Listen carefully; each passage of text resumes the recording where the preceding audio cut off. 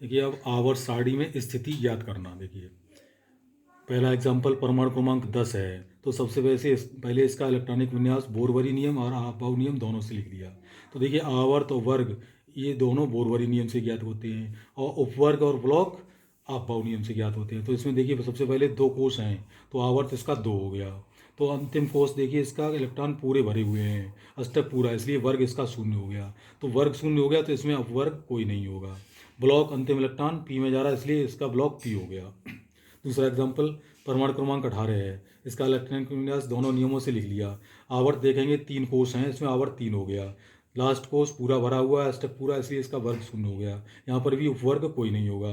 Block अंतिम electron P में जा रहा है, इसलिए ब्लॉक पी हो गया।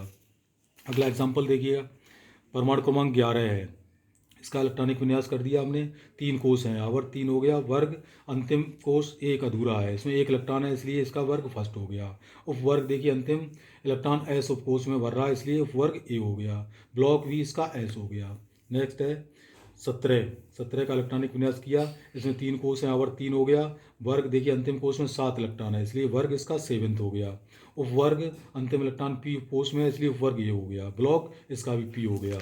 नेक्स्ट देखिए परमाणु क्रमांक 21, इसका इलेक्ट्रॉनिक विन्यास किया हमने दोनों नियमों से। इसमें 4 कोष हैं, इसलिए आवर्त 4 हो गया। अब यहाँ पर देखिए 2 कोष अधूरे हैं, तो दोनों कोषों के इलेक्ट्रॉनों का योग -8, इसके अंतर के बराबर, इसका वर्ग हो गया 3rd।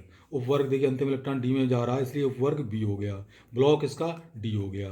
नेक्स्ट 28 का इलेक्ट्रॉनिक विन्यास किया, आवर्त इसमें भी 4 हैं, 4 कोष हैं, इसलिए 4 आवर्त हो गया। वर्ग दोनों कोषों के इलेक्ट्रॉनों का योग -8, इसका अंतर आ गया 10, लेकिन वर्ग इसका 8 हो गया।